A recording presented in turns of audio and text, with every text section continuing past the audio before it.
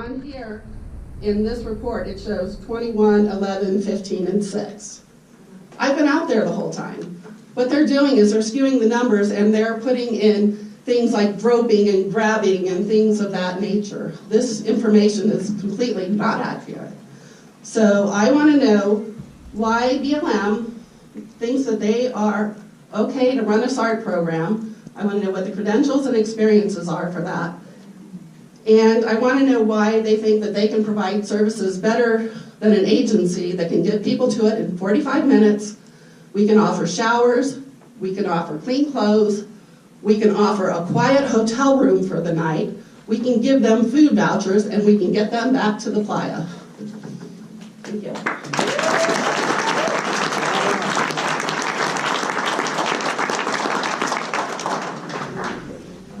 So,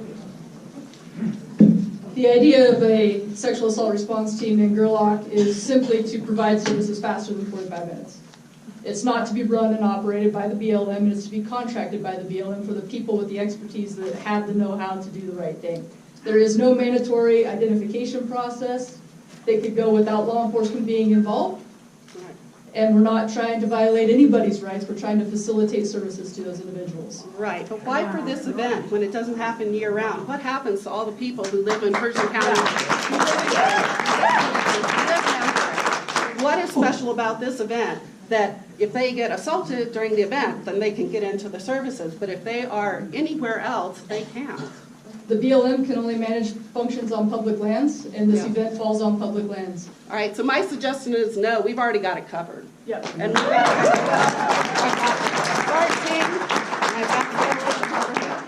covered. Next up.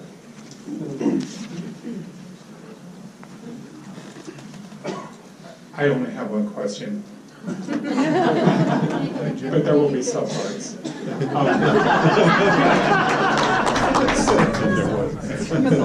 So there's sort of a general theme with the mitigation measures that raise some concerns. To me, is this notion of like, are they, in some cases, in the case of screening or searching, are they constitutionally efficacious? In the case of the K-rails, are they practically efficacious? And I'm wondering if there has been any analysis of those performed. Is there any notion of like, yes, the search and screening would address a real problem in an effective way, in a constitutionally permissive way?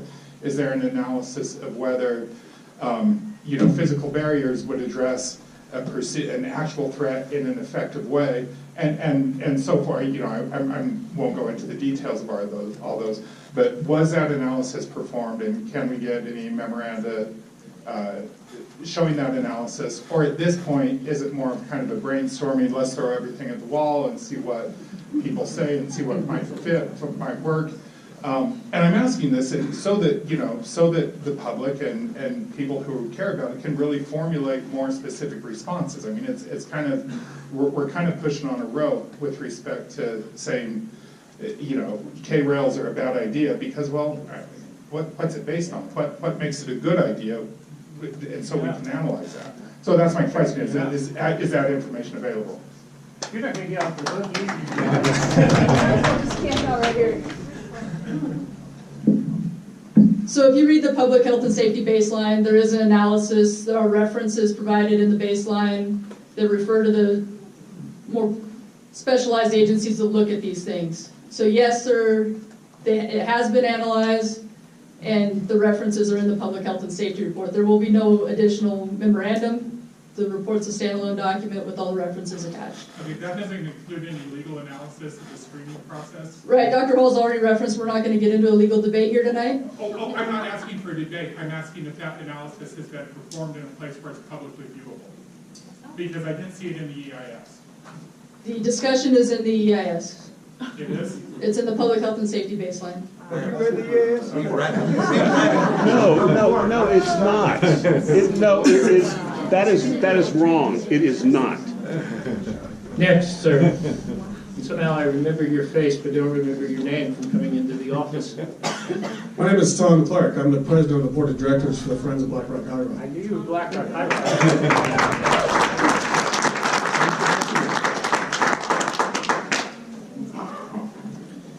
I think that as far as the draft DIS is concerned, from the Friends of Black Rock, High Rock perspective, it's a voluminous document. There's a lot in there. And we have to oversee, and as you know, we're the caretakers of Black Rock without Burning Man being there. We're there year-round. And we really need to take a look at this document to make sure that the year-round impacts that it's going to have are addressed. There could be a lot of negatives. There could be a lot of positives. We have to weigh both of those things.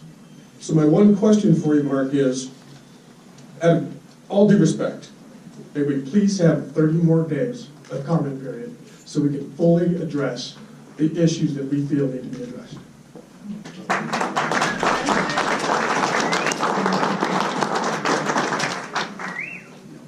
If it was in my power, I could make that decision.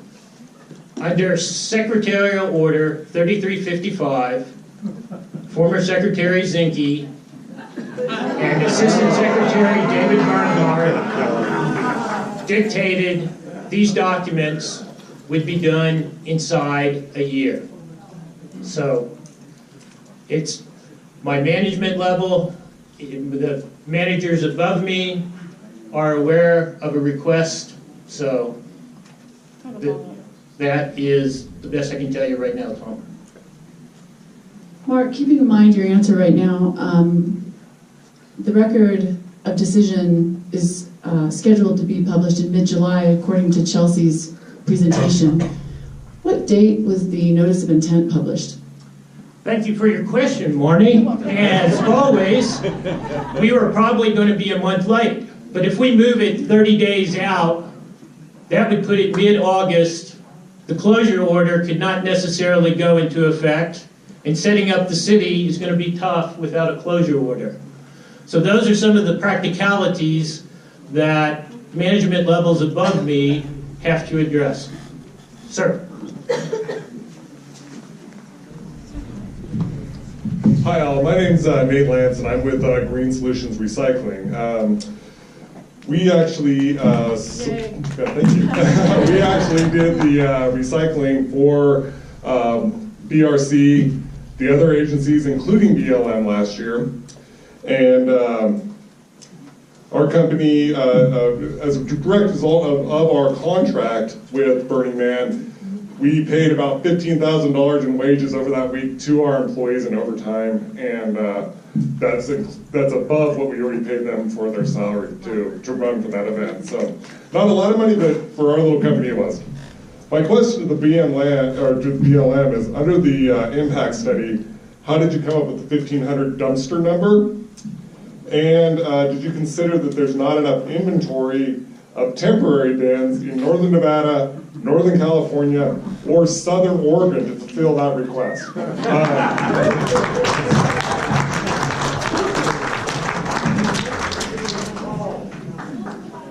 The dumpster question and the dumpster issue is a good one. But working with our cooperators have identified the problem. Whether intentional, whether it's due to bad time down, loads, exiting, or what, a lot of trash ends up along the roadside, and a lot of business owners in Reno have told us, hey, I wake up one morning, or I come into work one morning, and my dumpster's full, and I got to pay for an extra pickup. So if there's a better way to solve the problem, we want to hear it. Like I said, the proposed mitigations are just that. They're proposed, and they're talking points.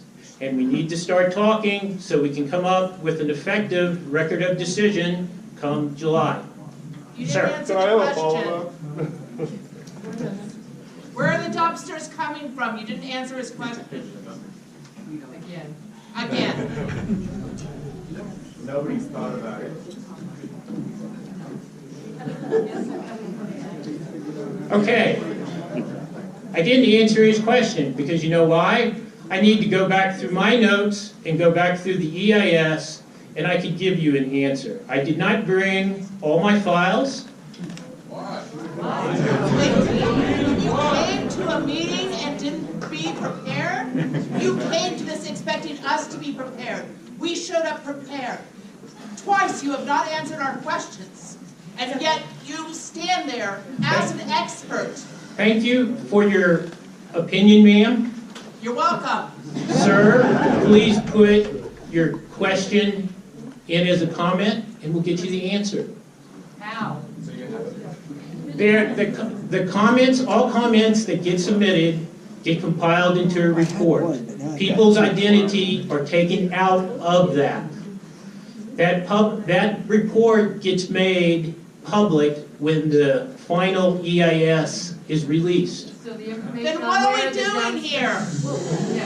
Information Next on where question, the dump please. trucks come from is going to be included? I just want to acknowledge that there are people that have been standing in line, and that we absolutely would like for Mark to be able to answer these questions. It's a lot of information, and we hope that he will be able to give us some details later.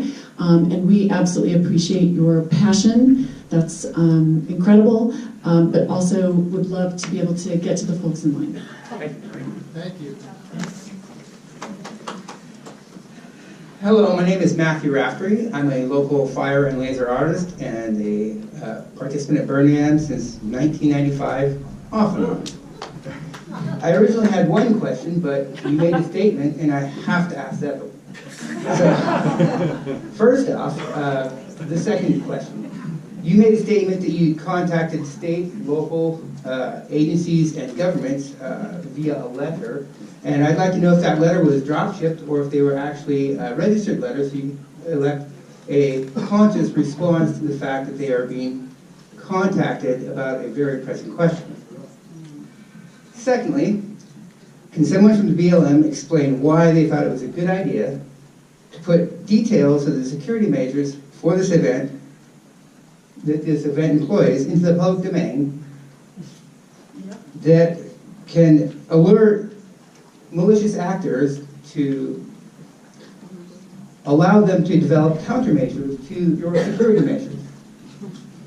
Certainly this would not happen at events such as the Super Bowl or Macy's Thanksgiving Day Parade. Second question. The security measures that are in this document are best practices across large event security. They're not written by the BLM, they're adopted from our cooperating agencies. They are known at the Super Bowl. You know you're not going to walk into the Super Bowl without security screening. You know you're not going to go to Electric Daisy Carnival without security screening. The details of the further security measures that our agency introduces with our cooperating law enforcement agencies are not released in this document. The mitigations are what's released. A detailed analysis is what's released. But the detailed event-specific items are not released. And then to your other question, in the case of state agencies, they only want an email going through the state clearinghouse. For the cities and the counties, it was sent by regular mail. So there's your answer. Your turn, sir. Thanks. My name's Ivan Michelle. I'm just a participant. Thanks, Mark. I think the interaction with the BLM is a positive thing that maybe we could address, that it's helps in other avenues of your guys' operations with all the positivity that's out there. That being said, my question is, in the past, we've gone through this permit process. This is a new round of permits. They succeeded in, they submitted things, Burning Man has come up and addressed them, and it seems like it's been a good thing. On this, is there things that specifically weren't being taken care of? We were passed before, why is it now becoming an issue with, such as the environmental report, which seems like we've been passing every year?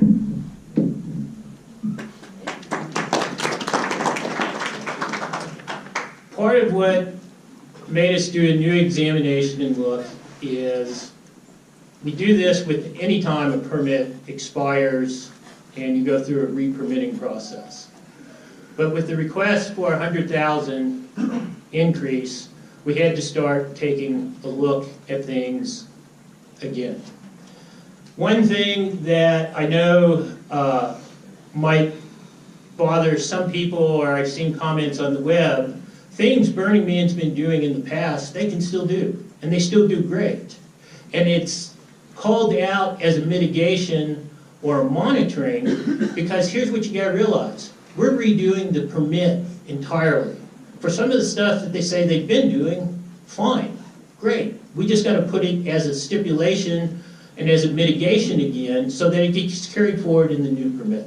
So that's why some of the stuff that they've talked about doing, yeah, it's in there, and it's not like we're saying they never did it.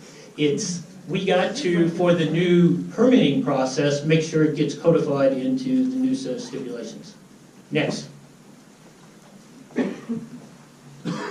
Thank you. Thank you for allowing me to stand up here in front of you and represent you guys, as I'm just a burner like everybody else.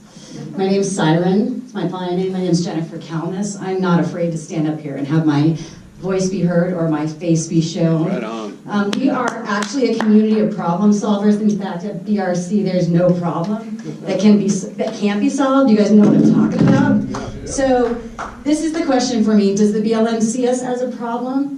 You said problems that that were insurmountable, that you had to bring up, that we had to solve. We can solve any problem that you bring up to us. We will find a solution that is environmentally friendly, that's better than you guys will, because we've got so many people thinking about it. Is it going to be? Do you see us as a problem? Is there something that we can't? Well, I'm trying to. Okay, I'm sorry, I have an addendum to my question. Oh.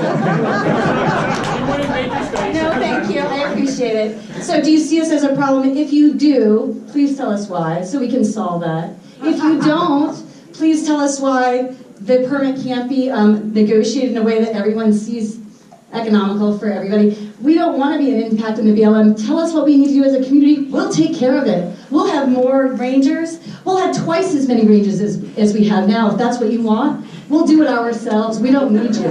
We really don't. Please.